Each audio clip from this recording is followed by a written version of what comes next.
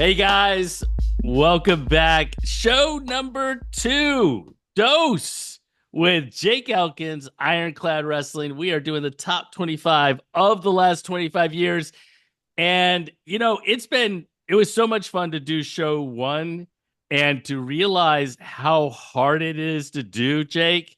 Um, for anybody who didn't catch that first show, it was an hour. I know listening to Jake and I for an hour is probably going to be like really hard on you, but I think we make some good points. And I actually am borrowing your idea because I didn't think of it before when I was thinking of Georgia and Florida. And I love your idea of Roger Bannister and setting a mark in your era. I think is such a good idea. Can you just capture that before we jump into show 2? Yeah, man. So first off, this has been awesome to do. I'm having so much fun with this. Major props to you for doing so much homework on this. We've talked a little bit off camera about what a huge body of work it was. Uh, Been a ton of fun and so much criteria. Leaning into what you're saying, if somebody saw episode 1, please go watch that. I think we might get a chance to recap it. The Roger Bannister idea is just that there were different eras, and so he Roger Bannister accomplished he was the first person to run a 4-minute mile, which people thought was humanly impossible to do. They thought it was beyond the physical abilities of a person. And now we just had, in the last 5 years, we've had someone run an entire marathon of consecutive 4-minute miles on average the entire time. And so there's I don't know, 100 kids or maybe more a year that run a 4-minute mile in high school. It's really Yeah. crazy. So you just have to timestamp that era that, hey, who's the first 4-minute miler? Who's the Roger Bannister of that era? And it breaks into a new adjacent possible and makes people believe in something that was once impossible is now possible. And that paves the way for a whole nother generation of athletes. And so I think that's really important when you look back and timestamp certain things. And it's why some of these people jump off the page when maybe their certain accolades aren't the same. It's like when you timestamp it, it's pretty significant. So Yeah, no, and I think that's the part that I took away from because I was doing it, and I'm a very quantitative person. I'm very much that guy's a 4-time Division 1 qualifier. That guy's a 3-time Division 1 qualifier. Well, that means 4 times better than 3 times, so he goes above him. And that's just the way I'm kind of wired to have yeah, it quantitative work that way. But the truth is that there are individuals who set the path, and we're going to talk about a few of them today. They set the standard and really, like you said, open the door for the next group, and basically showed that you could go and do X or Y or Z. And that, I mean, whether they only went for a year or 2 years in college or they only went whatever. I mean, one of the people we're not going to talk about today, we're going to talk about in the last show, and that is Corey Land. I mean, Corey making a world team is another step. It's another door that opens that says, you know what, this is a thing. And there's going to be a lot of individuals that we're going to talk about today who really burst open the door for Fargo and that level of tournament for a lot of Alabamians and everything else. So, man, it's going to be a ton of fun. this is a bunch of fun. I've really been enjoying it. I really appreciate you including me on this. I know we go way back, but this has been fun to do and really just incredible in every way. I saw some of the comments. I was telling Jason I had one of my buddies there at my house 5 a.m. doing some grappling this morning, and he surprised me. Said, "Hey, I just got to tell you, I'm a little disappointed in some of your picks." It got me going. So shout out to Jeremiah. I love the fandom that's going on out there, and encourage others, man. Just try to do this. It's a fun exercise for everybody, and obviously great for conversation. So Yeah, thank you so and much. it's great to kind of roll down memory lane and how you choose to kind of compare the different eras of the different individuals is a lot of fun. So it's pretty cool. Why don't you do me actually I'm going to do it first. I'm going to give the fans breakdown a recap of them. We talk about each of these individuals in much greater detail in show 1. This is just a recap so we can get to the next Go group. watch it.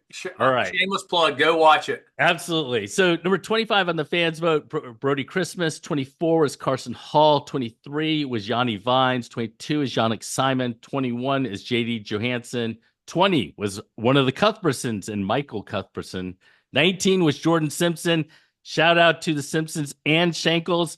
One of the things that Shankles I saw on his list was that I don't know a whole lot, but I know that I should never be ranked above Jordan Jordan Simpson on Simpson. any list or something like that. So I thought it was pretty cool that he said that. Speaking of Shankles, he's number 18 on the fans vote. 17 is James Latona. 16, we're going to talk about later. 15 for the fans vote is JD Henderson. And number 7 on the fans vote was Zachary Van Alst. You're 25 down to 13. Yeah, so I had Forrest Millsap at 25. Shout out to that guy. He's a stud. Michael Sutton representing the 4A folks. First six-timer at 24. Stephen West, Oak Mountain Eagle, coming in at 23, wrestling at West Point. Brandon Brindley, as tough as they come at 22. Got Michael Cuthbertson, one of the Scottsboro greats and a family, an Alabama family of wrestling. The Zachary Van Alst at 20. Keaton Thompson, who was an absolute hammer wrestler at Ohio State at 19. J.D. Henderson, what a dog. That guy is, man, he is a brick of a man. Coming in at 18. Tyler Osborne at 17. Hoover Buck himself. Nick Hall at 16. My man, I saw some old school photos of him yesterday. Some people sent in just, I think this whole thing, prompted that, but nobody knows. They're sleeping on Nick Hall. Don't know how good he was. And then shout out to Jordan Simpson coming in at 13, longtime hammer, Alabama man, and fellow Newberry or Indian or whatever they even are now. I don't even know what the but they got caught up in that. And if you guys missed the story that Jake shared about Nick Hall and a picture that you have on your phone or something, man, you need to make sure that you go back and watch that because that was a great story. Nobody knows, dude. I love it's it. Crazy. Yeah, I love there's it. some good Nick Hall stories in there. Go check that out, folks. 25. Jason, why don't you hit us up with yours? Tell us your recap here. Yeah, so 25 on my list was Michael Sutton. 23 on my list is Tyler Osborne. 22 was Colton Clark. 21 was Jordan Simpson. 20 was Eric Shankles. 19, Kate Kitchens. 18, J.D. Henderson. 17, Keaton Thompson. 16, Zachary Van Alst. And 14, I had Michael Cuthbertson. And what you'll see is you and I and the fans have some overlap, right? I love the fact that we don't have all the same people because cool, we look at it a little bit differently. And the fans have a tendency, I think, especially with some of those newer names on the list. They're kind of in the It's a little weighted. Yeah. And we're gonna see that again today. And you know what? I'm gonna say to start, I love the fact that you guys picked, Brody and Carson and all those different individuals on the list that are more recent. Because I think that, it just shows that we're growing and kind of the way we're watching wrestling, the way we're talking about wrestling and everything else. But it is up to us old guys to kind of make sure that we plug the people back who are kind of setting the path. So I'm just saying, right. You know what I mean? We have the benefit of standing on their shoulders for sure. Speaking of setting the path, we're going to come in at number 12 on your list, number 15 on the fans list, number 11 on my list, and that is Jake Elkins. Oh, this is tough. No fun to talk about yourself. Talk about super awkward. Yeah, so I want to throw this out there that I didn't tell Jake.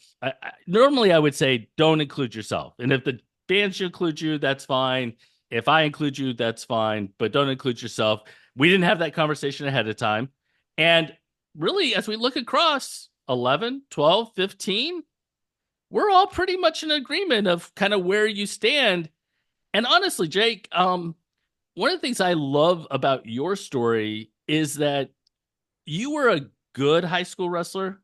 You weren't a great high school wrestler, right? Super and you continued to get better and mature. And I mean, you were 2-time D2 All-American at Newberry.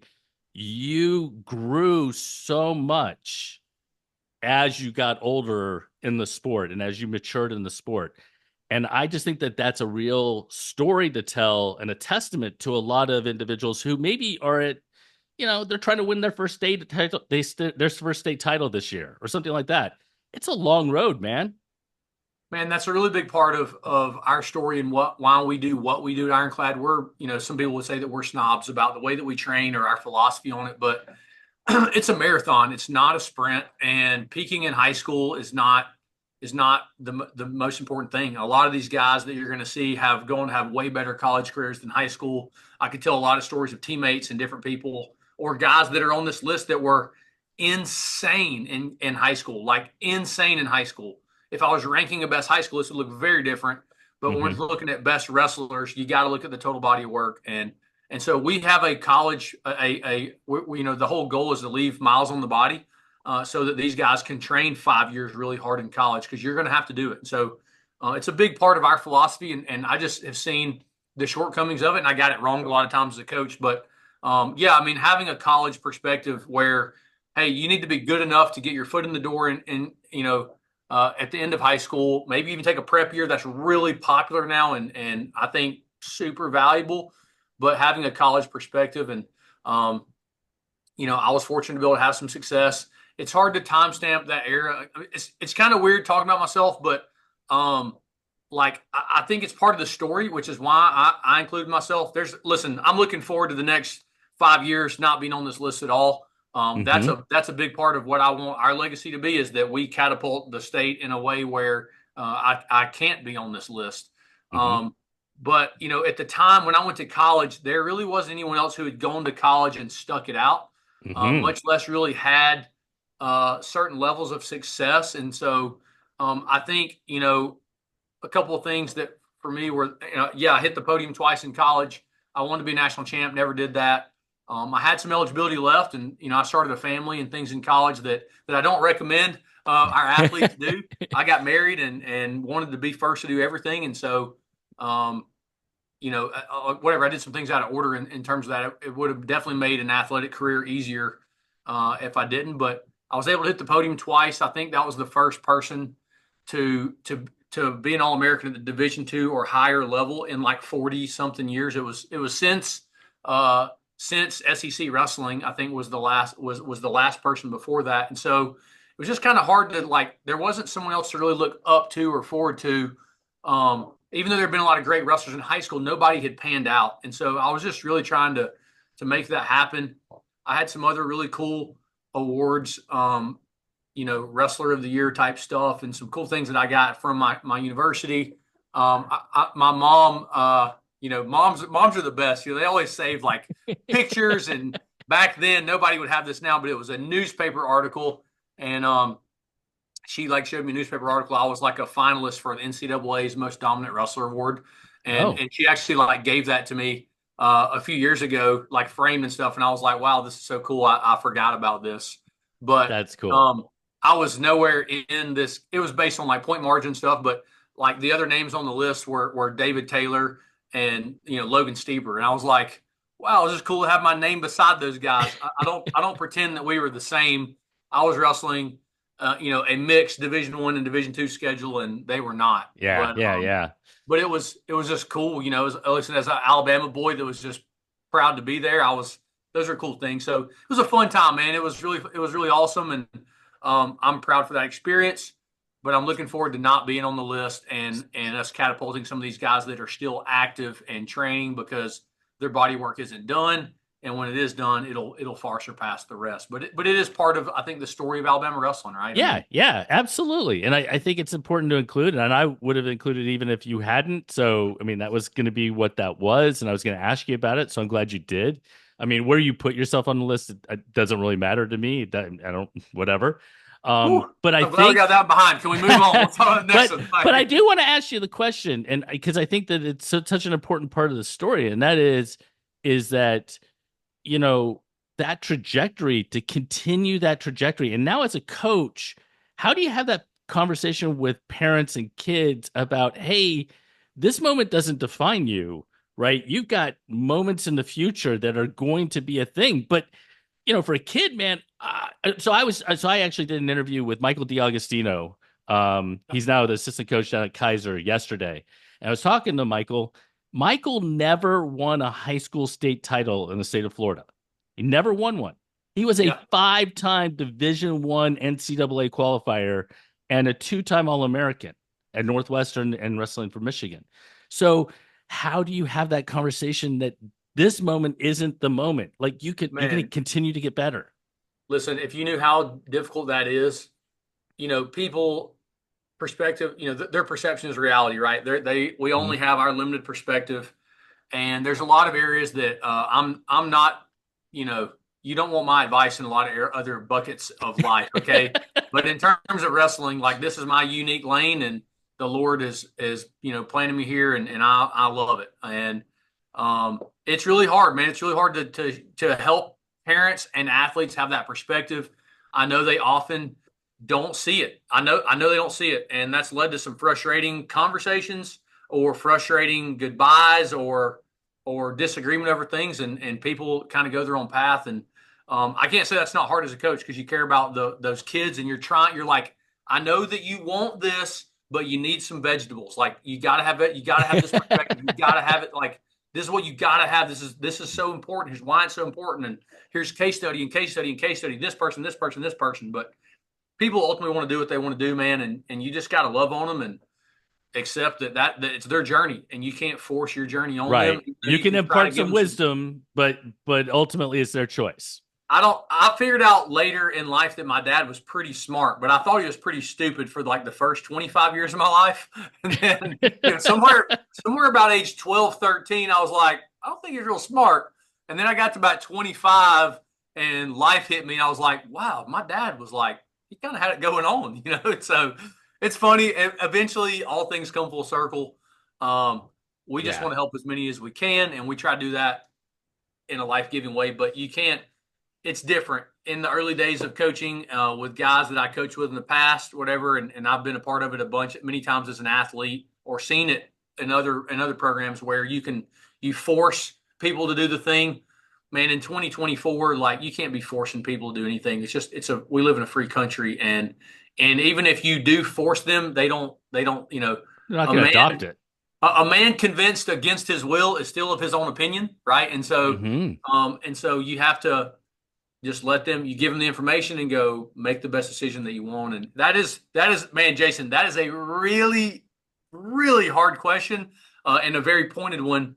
And it's one that I think everybody needs to probably just kind of lean into and consider because it's a conversation that you have to have in every household with every wrestler to decide what is the long-term view. What do we really want to do? Do you want the status right now of winning, and are you willing to risk burning your kid out, right? Like, are you Hmm. willing to I mean, affect how big this kid's going to be long term because we've had him cutting weight for years, or his love for the sport, or him having success at XYZ tournament? Like, is it really worth it? And the more the more that someone has been through that process, the less they do that, right? Which is kind of Yeah. what the P&L is all about. That's a whole nother conversation. But Yeah. Yeah. but No, I but you love ask it. it's a very you have a great platform for influence, and I think it's important, and the reach is worth it. So I Ab- appreciate you asking, Absolutely. but it's Well, and important. my favorite quote is "The journey is better than the end," by Servant, and I Oh, so really, good. That's good. I really embrace that idea. I try to live it kind of in my life, and that's why I asked because you work with athletes all the time and everything else. So I'm going to move to number 13 and number 12 on the fans list, and these are two individuals who they're still writing their story, their Yep. competitive story. They're still getting better. They're still on a trajectory that we're going to continue. I think they're going to continue to climb. They're not on your list or my list necessarily at the moment, but that doesn't mean if we were to revise this list in 10 2 years, two years, two years, years, 4 years, 5 years, 10 whatever years. the Yeah, case is, I bet you money that we're going to see Jaden New and Will Anderson both on that list in the future. man, I love both these boys like they're my own sons. Um, like you said, you make criteria, and you're like, man, really hard not to put you on the list. The real thing is that they don't have their body of work is not completed. Yeah, Jaden New, 5-time state champion, 6-time finalist. unbelievable. Pretty could have won. Could have won. Was getting beat pretty bad as a seventh grader, and almost won a sixth state title. But and Will Anderson is a 4-timer, getting ready. Lord willing, he will get his fifth if he chooses to wrestle in the high school season this year. Um, they're man, love those kids. Traveled the world with them. Amazing families, all things. They are phenomenal, and they've got bright, bright futures ahead. I'm anxious to see what both of them are able to do at the next level, and their best days are ahead of them for both of them. And it'll be cool to see where they are in, let's say, 5 years or 7 years from now. Going to be Absolutely. And just to throw out, I mean, you threw out a couple of accolades. To throw out a couple of other accolades, both were Fargo All-Americans or have been Fargo All-Americans. Will just this past summer, making the fourth. Like, I podium. mean, it's crazy, right? Like those are Yeah, I real mean, real wins. we're just talking about just unbelievably talented individuals that you know the sky's the limit. We'll kind of see But where it happens and what happens in the future, but I can't wait as a fan, and I am a fan now. I to sit back and just watch them and just continue to get better and everything else. It's so cool. unbelievable athletes. Yeah, Fargo All Americans. Uh, Will is was in the finals of the P&L Nationals, national runner up, fourth in Fargo. Like I just look at both those guys. They've beat the crap out of. I mean, everybody. They're good. If you wrestle in Hmm. the Southeast or in America and you're anywhere around their weight, you know who they are.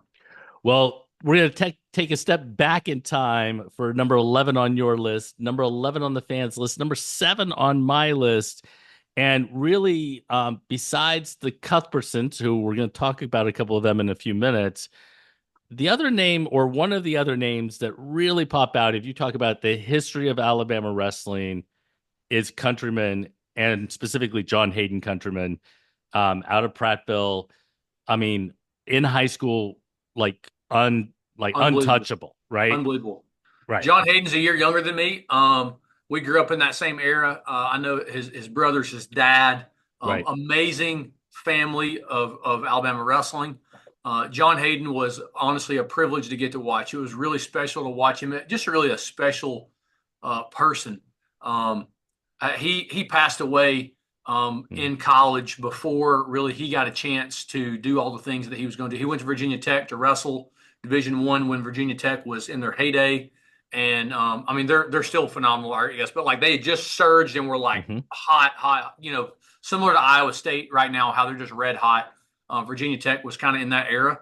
And man, he was special, dude. He was I can think back to wrestling in being a sophomore and junior in high school, watching him wrestle at Prattville High School, in dual matches and teammates that he wrestled. I remember state finals matches. He really was his character, his charisma he was kind of larger than life. And when he was taken from us early, it definitely rippled. I mean, I remember where I was at when I got the phone call and like shouting no in my car with my wife at the time. And devastating thing. John Yeah. Hayden and really his whole family, but he, being the baby boy of the family, he really left a legacy, definitely on Prattville wrestling and kind of that whole river region down there.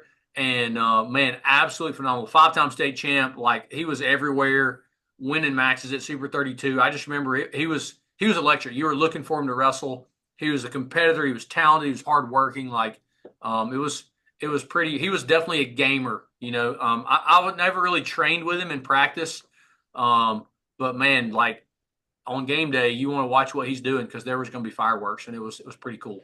Yeah, no doubt. No doubt. All right, so let's move to the other names I just referred to, and that is Chase and Kyle Cuthbertson. Chase comes in at 9 on your list, 14 on the fans list, 9 on my list. What's interesting is you and I actually have them exactly the same. Kyle is 10 Yeah. on your list, 9 on the fans list, 10 on my list.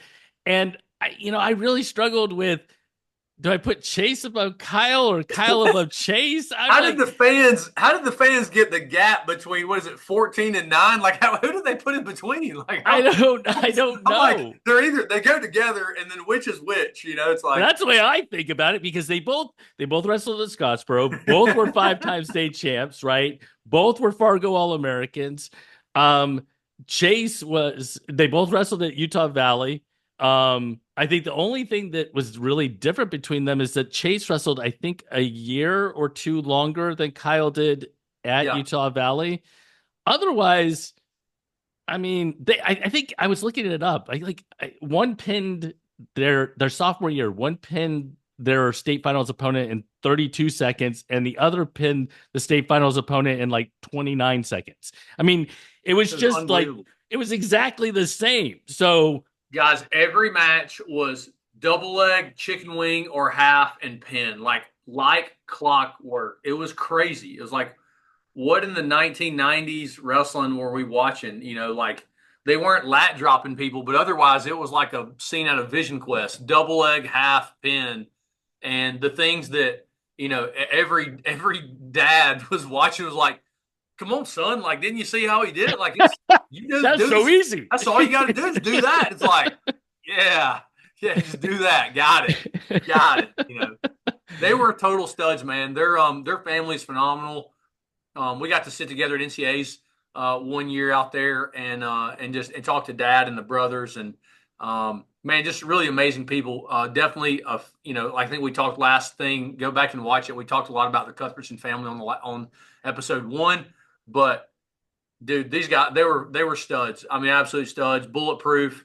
Did not a man of many words. If you got him to like laugh, you're like, whoa, wait a second, he's like human. They weren't. They were very quiet, but man, they carried a big stick. They walk out there and wrestle, and everybody was watching, and they definitely deserve to be on the list. Big time guys. They're awesome. Yeah, absolutely. And again, it's one of those things you were talking about time stamping the era, and it's the entire family who kind of time stamped it. Those two were the twins who were the youngest, right? They were Yep. the youngest of the crew, and we didn't mention like I think it's Scott Cuthbertson who is one of the older ones. I don't remember exactly how many there are, maybe five. I think there's 5 brothers, and Yeah, it's five brothers. like a 2-timer, a 3-timer, and then 3 5-timers. I think is the Yeah, score. something like that. I think that's right. And they were in that era, honestly. And this is worth saying. It's like Alabama wrestling forums and chat rooms and whatever. But like when it was 4A, 5A, 6A, when 6A was clearly the most dominant. There were a couple of good teams and there were some great individuals in 5A, but it was clearly a 6A, 5A, 4A race, Mhm. undeniably in that era. And those twins beat the crap out of everybody. Didn't matter up and down the roster, and they were really the case that people made. Those two boys, and then like the Garvin, Seth Garvin, were really the people that everyone pointed to that were like, "Hey, you can't say 5A is not as good. They're beating everybody." They were the exception and really the outliers Yeah. in that conversation at the time, and it really what made a lot of that stuff so fun to debate because they were undeniably the best around. They were tough. Well, speaking of families, and this family who's up next, Isaiah Poe is the only Poe on our list, but I'll tell you what, Melton Poe, Deshaun, and the younger ones, they're coming up, DeMarcus and crew, and Yeah, so on and so forth. Have an opportunity. Isaiah comes in at 14 on your list, 6 on the fans vote, 8 on my list. One of the reasons he makes number 8 on my list is because he was a Greco runner-up in Fargo. He won many state titles, and as a freshman a year ago, he makes the NCAA Division One tournament, which is an unbelievable unbelievable accomplishment. feat. So, let's talk a little bit Isaiah, about Isaiah. Yeah. yeah, I'm sorry, I didn't mean to interrupt. No. I had a really hard time ranking him because I think he's going to go down as one of the greats. I really think he's going to be one of the absolute best, if he chooses to do that. And by all indications, he's that's what he's choosing. His brothers are also freaks. I got the chance. They're some of Shad's guys. I got the Hmm. chance to train with some of them this summer when we were out there doing our Team Alabama stuff, and it was just I was just gonna like grab him, and I was like, man, I just want to feel like what's he got? How good is he, and get a sense for his skills and his abilities. And dude, I tell you what, I was like nothing but impressed. I was trying to play, and I was like, man, I was trying to convince him to play back, and he was just all business, like, nah, you ain't scoring. He grabbed my wrist, and I was like, bro, this fool's in high school. Like, their whole family are, man, they're specimen, but they put in a lot of time. They're not just talented individuals. You can't just point to them and say they're talented. They put in an insane amount of time. Their coaches put time into them. They're very skilled, and they remind me a lot of a teammate I had in college, Keno Griffin, who was fourth in Florida once Hmm. and wound up being the first NCAA champ in our college history. And he was a three-time All-American or whatever it was. And so he was a stud.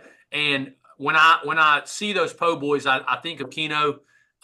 Man, just a real. I think Isaiah will go down as one of the best, and he's really paving the way for his brothers, leaving a legacy and issuing a challenge in some ways to them. And so, man, it was so hard. Again, like body of work. I'm like, Yeah. I don't know how you. Mhm. He could have been. He could be fifth. I don't think he belongs below 14th. You know, there's no way you could put him outside top 15. But I really, I had him floating, and I was like, man, I don't know. No, yeah, no, I agree with you. One of the things that, and this is where I want to give you and Shad and a lot of individuals around the state, a lot of the coaches, because if you watched Isaiah wrestle back when he was a freshman in high school, he was a talented athlete. But I wouldn't say he was a great wrestler yet, Yeah, and and getting with people who are really good, who can help you continue to grow and get better and understand, how you're changing over time and so on and so forth. And I think Shad has done a superb job of absolutely of undeniable. helping the pose, and specifically Isaiah, kind of get to that point, because he's now, I mean, he was super impressive as a college freshman. Do Very not impressive. sleep on him being even better this year coming up and in the few years to come, man. I was in Vegas this summer, or whatever, the spring. We were out at the U.S. Open, and his name. I had multiple college coaches come up to me and ask me, "Hey, give me the scoop on Isaiah. Tell me about him. Like, what do you know about him?" And I had nothing but good things to say. I was like, "Look, dude, like he's a stud, man, super stud. Nothing but positive things to say." I was like, "You need to give him the time of day, give him a chance, go check him out." They were looking at him at possible transfer stuff and whatever. I think at the time, I think he might have dropped in the portal for a window or He something, did. which He kind of did for sparked a the short conversation. period of time. Yeah. And nothing but good things to say. And I'll add this: Corey, who obviously is kind of my guy, told me that he said Isaiah is one of the best kids he's ever put his hands on, and so that's high praise. Having wrestled a lot of the people he has, he's one of the best guys I've ever put my hands on. So That's pretty that's cool. Yeah, that, no that means doubt. a lot. All right, so we're gonna now move to number 8 on your list, and I love the fact that you found the nuggets, right? You did. I mean, I'm gonna be honest with you. I mean, I lived in Vestavia when this person was wrestling, Robert Dyer. Um, I remember watching him, and yet because he was a two-time state champion, a three-time finalist, I knew he went away to college.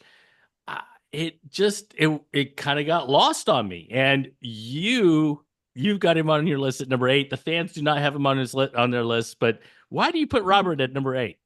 So time stamping an era, for sure. He, man, many reasons.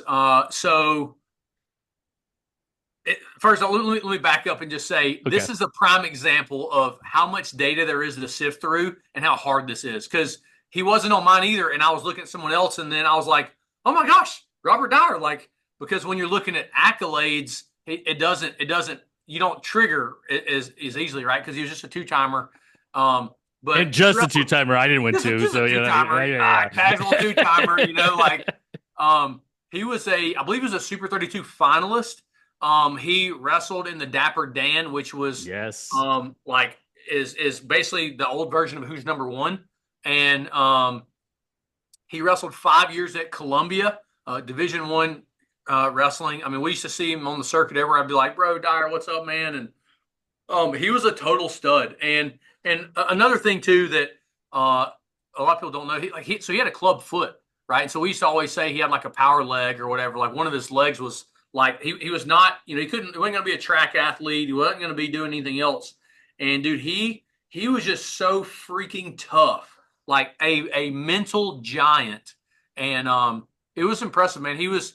a part of, back when like you kind of went to Fargo by invitation. There wasn't a culture of it. He was a Fargo All American, I think a couple of times, and three times. I think he was three.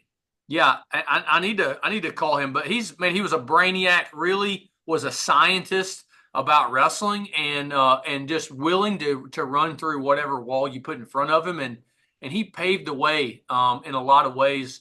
It was really impressive to watch, and I just think he really deserves some respect. He was part of an Absolutely. era that was And special. Robert, I apologize. It is what it is. I know you won't hold it against me. I'm just saying No, that, he's the it is nicest what it guy is. ever. Yeah. So If you talk to him in the street, you'd be like, "This guy wrestled." He's like, "No, he did, and he's a savage. Do yeah, not he mess was a with him, dude." savage, no doubt. All right, so moving to number 7 on your list, number 8 on my list, number 15 on my list, and I want to put a little asterisk with the number 15 on my list, and that is Christian Knopp. Christian is in high school wise, I mean, at the top of the list, like there's no doubt. One of the things that I find super impressive about Christian is that he went to NC State. He has battled for 4 years, I believe it is now, He's working in year. I think he just started year 6 at six, NC okay, State. 5 years, right? Yeah, And right now he's penciled in as the 197 pounder, I think, at NC State. But that room is so man, tough to make the lineup. And you know what? He is an absolute stud. he's so good, dude. People have like honestly, in a lot of ways, forgotten how good this guy is. He was a 4-time undefeated state champion in high school. Never lost a match in Alabama. If a match went out of the first 60 seconds, people would start oohing and ahhing. And I mean, it was just this pressure because he was literally so dominant. Junior national runner up, senior national champion, Fargo All American.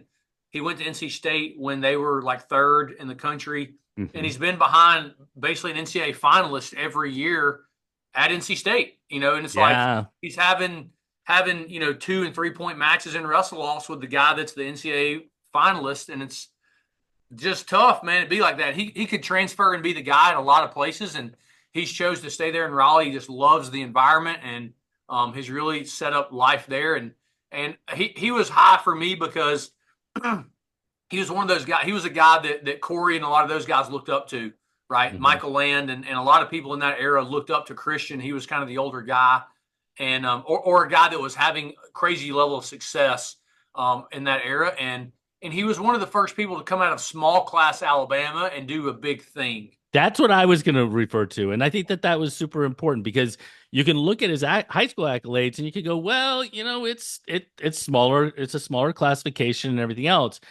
I actually, I am not that it's unimpressive, but the going to what you just described at NC State and sitting behind a Hidley, who's is an NCAA runner up and Yeah. battling, all that just shows you how good someone really is. Yeah, I mean him and Hidley were they were in adjacent weight classes in high school, and they were coming all the way up together. And then he was behind like Machiavello yeah, I'm going to say his name wrong. Sorry, but there was Machiavello, yeah, Michael. Machiavello, and then he was behind. I mean, dude, it's just been had like some stud every year, and you just go, hey man, like people, if you haven't been in that environment, you don't understand how hard it is. And I've had the chance to put my hands on him a couple of times, and I'm just telling you, he's a grown man. Like, you don't want to wrestle that guy. He is incredibly skilled. Not fun to wrestle. Not fun to wrestle at all. It's like, hey, listen, I've done enough of that, and I don't want any more. Like you start tapping yourself out. Calling the relief pitcher real quick. No So doubt. he's special, proud of him, and excited to see what this next year looks like. But a name that I felt deserved to be high for some of those Absolutely. things. Absolutely. All right. So now we're going to wrap it up with a old school name, right? I mean, like we're going to throw it way back to the very beginning of our 25 years, right? I mean, not Yep. old school like back in the 80s, like Yeah. when I wrestled, but like old school in terms Yeah, like of mid this school, young list. mid school. All right. But I remember John Salter, Gardendale. He comes in number 6 on your list. He comes number 24 on my list, and and this is where I struggle a little bit. I mean, so you're time stamping him, and I think that's why he raises like elevates on your list, right? Um, it's certainly NAIA champion at Lindenwood, Yep. right? Was an absolute stud in high school. Um, but I'm also thinking of NAIA, in comparison to some of the other things. Totally. So that's Totally. why I have him a little bit lower. But one of the things that I remember is he and Seth Garvin, like, I think they senior year, did they go Yes. toe Oh, to it's a huge toe? deal. Yeah, it was a It's a huge huge deal. deal. I wonder if you would remember this. Do Yes. you want to tell the story? Or do you want me No, to? you go ahead. Okay. So I don't. I'm to the best of my knowledge, this is the facts. Okay. Um, so they were John and Seth were the two best guys. It wasn't even close, and they were like 152 and 160 kind of thing. I think they were both like really 152 pounders, and and so it was like, hey, I'm gonna. There was like, were they going to go up or down, and which way? They were just the dads were kind of like, hey, what way are you going? We'll go to the other way, so that Homewood versus Gardendale, they weren't wrestling each other in the state finals, and so they could both be champs. And so I think I'm told the story is that John's dad, like Seth's dad, wouldn't tell him where he was going, so he bumped to 171. And so Seth did the same thing. He bumped all the way up to 171 to wrestles him in the state finals. And I remember watching the match. He pinned him. I want to say in the second period, like a crab in half, and he stacked him up and I think pinned him. And that's I right. just Yeah. remember him being folded up, and I was like, I don't know what move he just used, but that was sick. And the crowd went nuts. It was like it stole the show at the time. It was a huge deal. John Salter is an absolute savage. So that story is a big thing for me. I was in eighth grade, I believe, when that happened. And so Brody Christmas's dad, who's one of my best friends, tells a lot of stories about John. I've heard a bunch of kind of legendary stories about him. A couple of things that were big for me is that one, he was an NAIA national champ. Yep. And then when he got done, he continued grappling, right? So he's had a successful career in MMA, fought in the UFC and Yep. everything. Had a great run in that, and really paved the way for a lot of other Alabama guys. And so the MMA community follows him.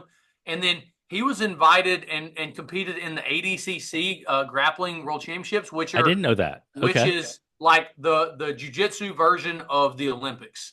And so, and it's invite only. And he was, it's just a huge deal. And so he was high on my list as in the stamp that he's left on the sport. And he is a world-class black belt grappler. And so it was really beyond some of those things. He wrestled, achieved the pinnacle at that level, which NAIA is, how it compares to the other levels. We could, that's a whole nother conversation. Right. But he ultimately got it done at that level.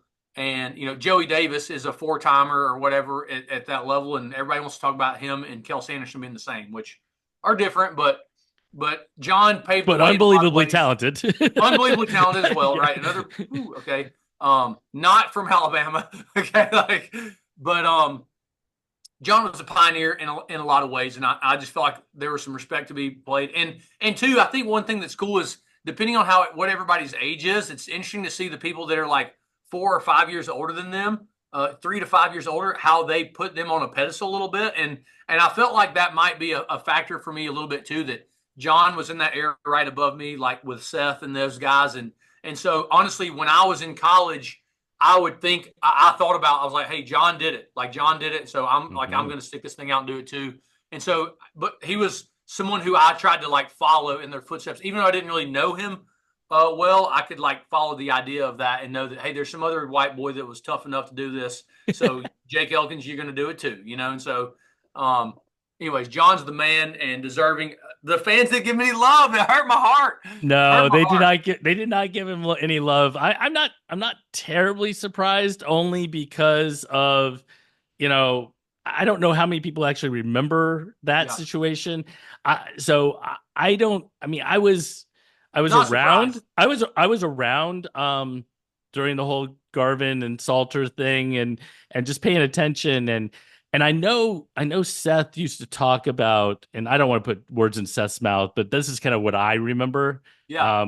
Is that he wanted the wrestle the best, and he Yes. felt that Salter was the best person that he could go up against that would give him the best match that he could get.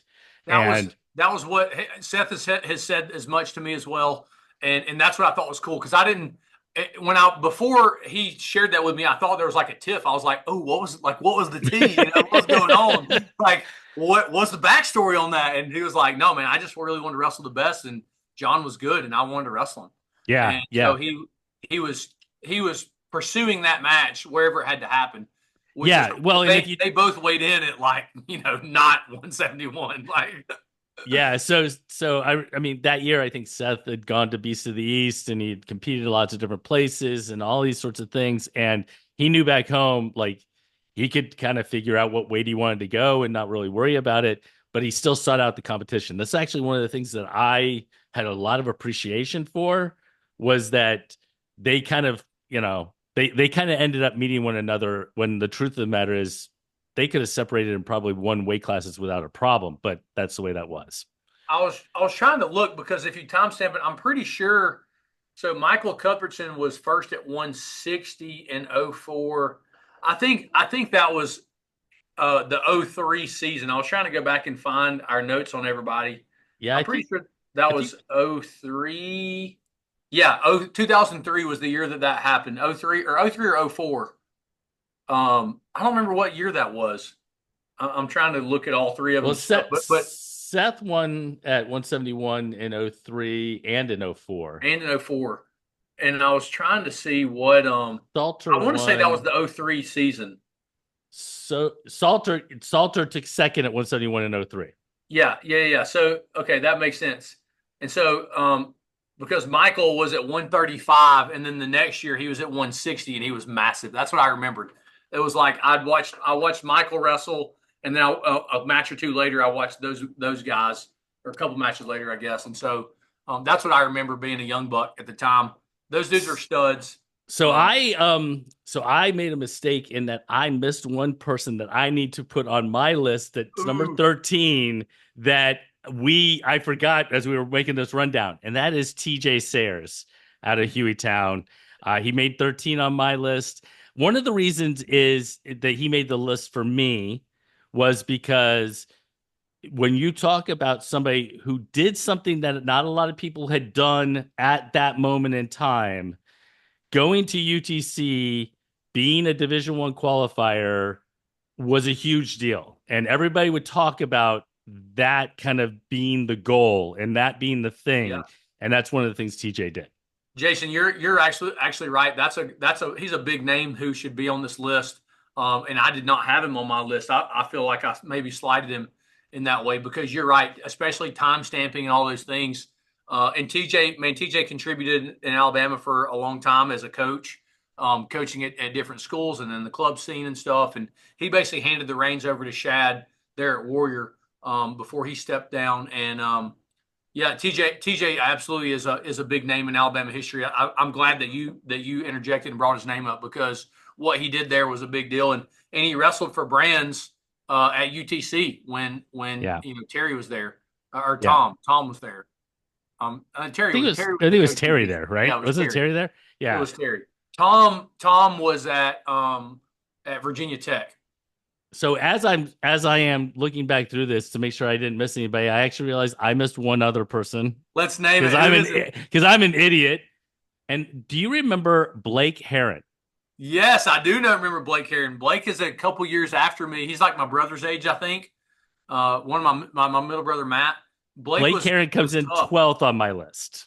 That's a good name too. That's a good name. He wrestled at American University, He did. and yeah, man, he was a scrapper. I'm a listen. I watch Blake, and he's a handful, dude. He's like, golly, he just built like a bull, like all shoulders and neck and traps. Like he was man. You talk about a tough guy to wrestle. He's just a bowling ball out there at 215 pounds and explosive too, gritty, hardworking. He's a big name, and I'm not actually familiar with all of his accolades. Can you fill me in a little bit on that? Yeah, I think so he deserves a little respect for sure. yeah, so just like TJ, from what I remember was that he was one of the few at the very beginning. Like, so I want to put this in context for everybody who doesn't really know, right?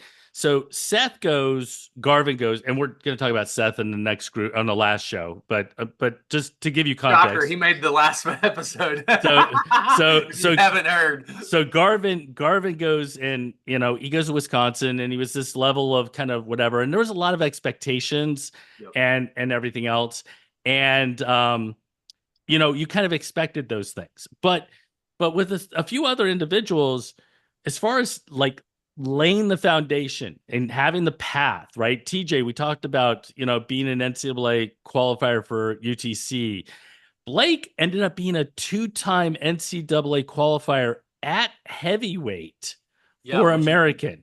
And this is back when I believe Mark Cody was the head coach at yeah. American.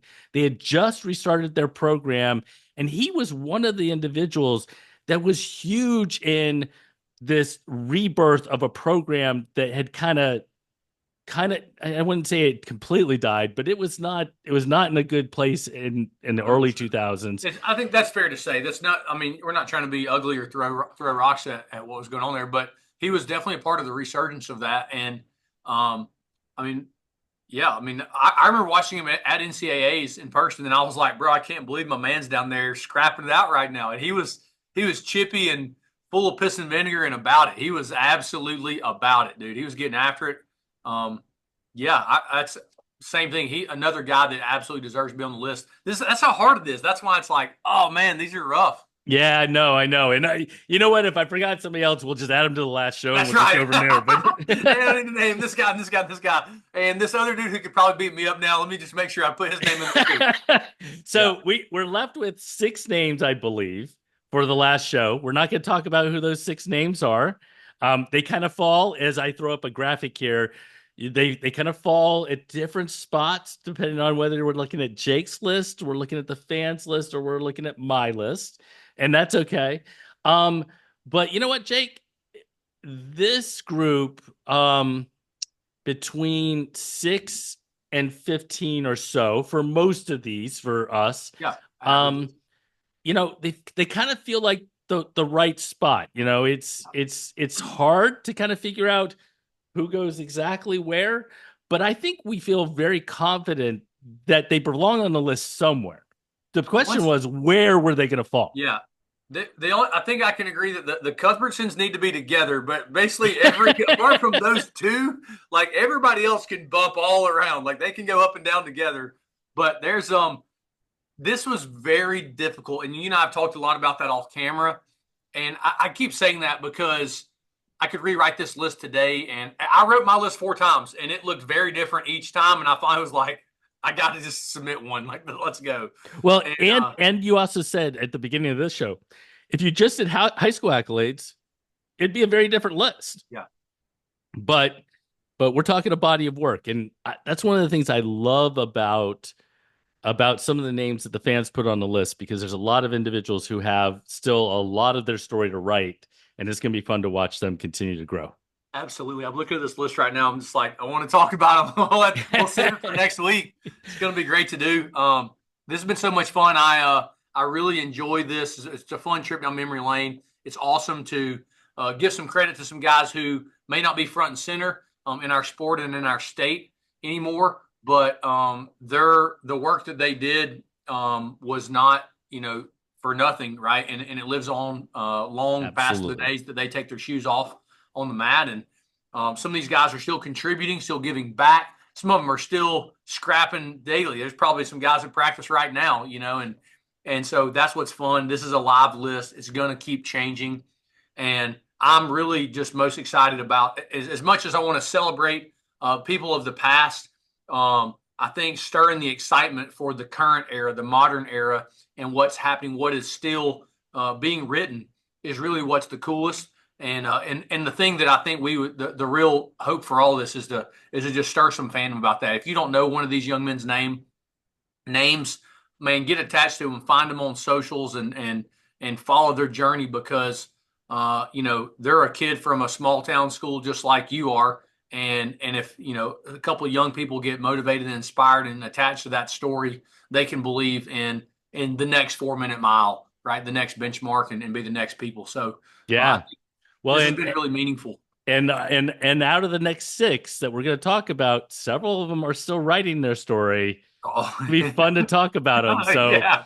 all right, Jake, I appreciate you taking the time, man, and I'll see you in a week. Does that sound good? Bingo. That sounds great to me, man. Thank you so much, Jason. Thanks for everything you do there at Southeast Wrestle and making the sport available to everybody at home. All right, man. You take care. Take care, my brother. Bye.